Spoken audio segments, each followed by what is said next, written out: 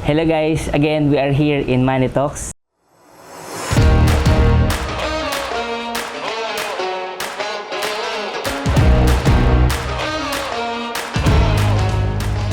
An inspiring individual here with us today, an electrical engineer graduate from University of the Philippines, a former employee of Intel but decided to change his career and become entrepreneur. Good afternoon guys, here with me, Mr. Castillo. Good afternoon. Sir Castillo, thank you for having us here today. Naku, At maraming medyo salamat sa inyo. na-break namin ang iyong silence.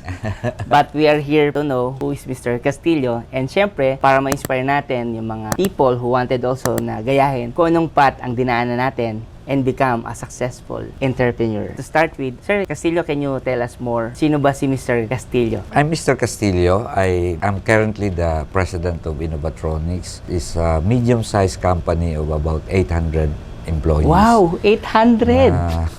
Actually, when the entrepreneurial drive actually all started when I joined Intel 1983 after graduating from college. Noong 82, I took the board exam. Tapos I muni-muni muna for a while. Then January of 1983, I joined Intel. Then I realized na iba yung motivation ko why I put up my business money. Ang motivation ko is actually kasi ako yung tipong yung era nung medyo magulo ang Pilipinas, nung panahon ng diktador. I decided na I want to help the country. Tinitingnan ko yung Intel. Sabi ko, itong mga success stories nila, I'd like to duplicate it. Kasi sabi ko, I can never really be of any impact to the Philippines if I stay as an employee of Intel. I can only have a significant impact generating jobs and generating money for the country by putting up my own business. Imagine mo, sir, kasi kung ako tatanungin, di ba, most of the engineers, siguro nung mga kapanahonan mo pa, pag sinabing engineer, gusto ko mag-work sa Intel. Because Intel is a good brand globally. Yes. Na kumbaga, i-inspire natin pare-pareho na ako gusto ko doon kasi high salary, potential na gumunta sa Amerika. Pero imagine mo, na iba yung motivation mo because meron ka palang love sa country natin. Yes, Isa sa nakaka-touch yun, di ba? Imagine mo, he sacrificed his career, then nagsimula ka ng business, not only for yourself, but to help Filipinos to change, to transform, to help them magkaroon ng livelihood, di ba? Yeah. So, yun yung pinaka-key point mo ba, sir? Kasi nga, sabi ko, hindi ako makakatulong dito kung nakikipag-agawan din ako sa trabaho. So, even until now, my engineers share that vision. Kasi isa pang kwan ko, my mom was a Canadian citizen. Na-petition siya. Alam mo naman mga Pilipino. Mga Pilipino. Yung anak, naging nurse. Yung pinetition ngayon yung nanay, yung ganun-ganun ba. My mom wanted to petition me as well. Sabi ko, no, I wanted to stay here. Actually, galit sa akin yung mom ko doon eh. Kasi bakit, parang tigas daw ng ulo ko, bakit ayaw kong pumunta doon? Eh, sabi ko, ma'am, di ba kaya mo lang naman ako gusto pumunta ng Canada? Is because naniniwala ka talaga na mas gaganda ang buhay ko sa Canada. So sabi ko, huwag ka na magalit kasi ipapangako ko sa'yo na dito ako sa Pilipinas pero gaganda ang buhay ko. Kasi karamihan talaga sa Pilipino, dream talaga mapunta sa ibang bansa. But it was never my dream money. Yun nga, nakakapagtaka. Kasi, kumbaga, scapegoat na yun sa problema sa Pilipinas. Pero ikaw, sabi mo, hindi. I'll change the way people think. That's why you put up your company. Innovatronics. Innovatronics. Sir, describe mo nga yung takbo ng company mo nung nagsimula ka hanggang nung nag-pandemic, then nag-transformation. 3 times siguro kami nakaranas talaga ng super hirap na. Although yung isa lang naman, yung first time lang naman, yung talagang nag-doubt ako, tama ba itong ginagawa ko? So, nagkaroon ka rin ng confusion. Whether tutuloy mo ba o hindi. Tama ba itong ginagawa ko? Yung, when I started the business kasi, wala namang nag-guide sa akin. Wala naman akong malaking kapital. Actually, close deal ko kaagad yung kapatid ko eh. Sabi ko, Tol, okay lang ba kaya sa'yo kung, let's say for 3 years, wala akong maibigay sa yung pera? Papakainin mo pa kaya ako? Dakwan. So sabi niya, syempre naman, kung kakain-kain, magkano lang naman ang kain-kain. Meron mo money, first 6 months na revenue ko, siguro 420 pesos. Ganong kaliit? Ganong kaliit. Pero ano bang value ng 422 nung araw? Maliit din talaga. Siguro mga 4,000. Per 6 months yun. Per 6 months yun. So talaga sabi ko, tama ba itong pinagagawa ko? So nagkaroon ka ng doubt din. Oo. In spite doon sa doubt na dumaan sa'yo, still tinuloy mo. Yung ugali ko kasi talagang una, pinagyabang ko na sa lahat na Pinagyabang ko na sa lahat ng mga kasama ko magtatayo ako ng business. Eh. Sabi ko, nakakahiya na kung babalik ka pa doon sa Intel. Nakakayan. Pangalawa, talagang by nature, patient ako. Meron ka ng ganong character. Oo, hindi ako basta-basta sumusuko. Lalo na, yun nga, sa akin naman nun, okay na eh. Kumakain naman ako eh. Hindi naman, okay lang naman daw sa kapatid kong kumakain. Basta ako sa makasurvive ka lang na doon sa pagtitiis mo. You know, Ilalaban mo lang yung business mo. alam mo ba when I started, gumawa ako ng lamesa, kalahati siguro nito. Kalahati lang yan? Homemade. Ah. Yung mga retaso ng paggawa ng bahay ng mga kuwan ko yan.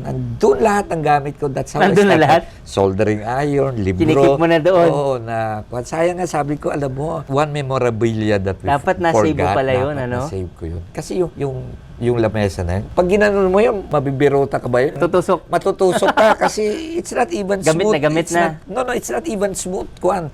It's rough plywood. Anong nagawa siya? Rough na Oo, talaga. rough plywood na. Doon yung pinagsimulan mo pala. Oh, that's how I started. For a long time, ganun lang ako. How much capital yung pinagsimulan mo talaga? Last 5,000 ng sweldo ko sa Intel. I was What's your- receiving mga 10,000 a month. nun. So doon ka nag-start sa 5,000. Oo. Pero hindi mo ba naisip, baka kapusing ka later on? For a long time kasi I didn't know what to do. Talagang, Gusto mo lang magsarili na? Oo, gusto ko lang magsarili na. Sabi ko, I have to start now. Isa pang consideration ko doon, wala pa kasi akong pamilya. Sabi ko, nung nagsisimula ako, now is that good time to start it. Kaya pa akong pakainin ng kapatid ko. Pero kung pati asawa ko at saka baby ko, sila pang bibiling gatas, nakakahiya. Nakakahiya.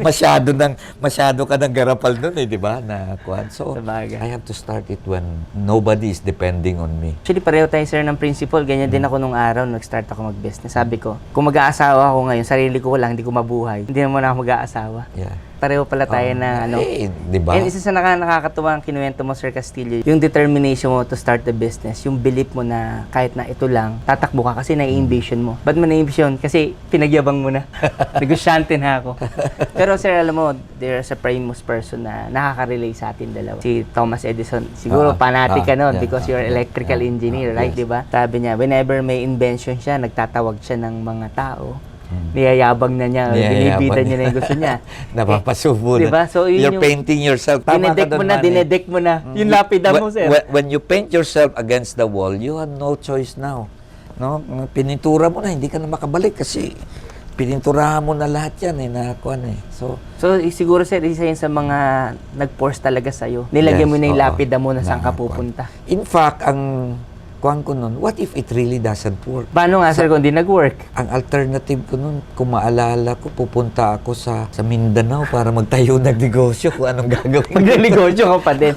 So wala pa rin sa ulo mo na ititigil mo yung pagnenegosyo kasi nag-decide ka na. Hindi naman ako ganun kakulit na walang talagang tigilan. Pero not unless, kumbaga sa kwan eh, talagang may pag-asa pa, I will continue. Hindi sir, yung patience mo, iba sir. Sa totoo lang, isa sa mga key factor na nakita ko sa'yo, kanina nga kinukwento mo nung before tayo nag-set dito, yung pagiging, ano mo, yung malikot mo sa isang bagay. Parang hindi ka mapakali pag hindi mo nasasolve sa bagay. Siguro yun yung nakadikit sa katawan mo. Kaya yung patience built in sa'yo. Kaya Saka siguro hindi naman- na-move mo tong oo. company. Sanay din ako sa hirap, Manny. Kasi nung maaga namatay ang father ko eh. So nung namatay ang father ko, 7 pa kaming magkakapatid na nag-aaral. Gumapang kami sa hirap. So sanay kayo talaga sa Oo. hirap talaga nagsimula. Ang kinukwento ko nga sa mga tao ko eh. Alam mo, nung nagluluto ang kaya kami may pressure cooker sa bahay. Kasi pag nagluto ang nanay ko ng karne na may buto, nilalambutan yun para pati buto, makakain. Tapos talagang kanin, to sawa naman kami. Only rice naman kami. Pero yung ulam, talagang limited yan. Nakaka-relate ako kay sir kasi 8 rin kami. Yung pag kumalampag yung kaldero, tang! Pag di ka gising. Oo. Dapat gumising ka na kasi Nitotong wala. walang matirang pagkain sa'yo. So yun talaga, di ba? Iba talaga pag pinanggalingan mo. Minsan sabi nga nila, hurdle daw yung pagkagaling ka sa mahirap. Pero the way I see it in you, sir, yun ang naging source of strength mo, yung kahirapan mo. Even until now, hindi ako mahilig yung pupunta sa mga hotel, magkakape-kape. I find it wasteful of money. Pamigay ko na lang mahilig kasi ako sa kawang gawa eh. Pamigay ko na lang sa kawang gawa kaysa sa gagastusin kayo walang katorya-torya bagay. Meron ka pang good heart. Yun ang pinakamatindi. Ano tayo dito sa company mo, sir? Diba? Okay. Kasi nga, sinimulan mo tong company mo, Innovat. Paano mo na isip na dito ka na mag-focus? Ito na ba agad yung company mo na Hindi, may sinimulan? transition kami. So, yun, sir, kwento mo sa amin. Di ba sabi ko sa'yo, for 6 months, halos wala kaming income. Kasi, plano ko maging maging contractor ng Intel noon. Specialized contractor. Kaya lang sa Intel, may 1 year. Usually ang company, hindi ka pwede mag-resign tapos magnegosyo ka agad. You have to wait for 1 year. So, hindi ako pwede. So, nag-stay ka muna ng 1 year. Oo, natuto ako mag-repair ng TV, natuto ako mag-repair ng stereo. After 1 year, dahil nga design engineer naman ako sa Intel, kilala naman nila ako magaling, humingi akong kontrata. Mabait naman ako, dami ko namang kaibigan doon. So, doon kami nagsimula, contractor.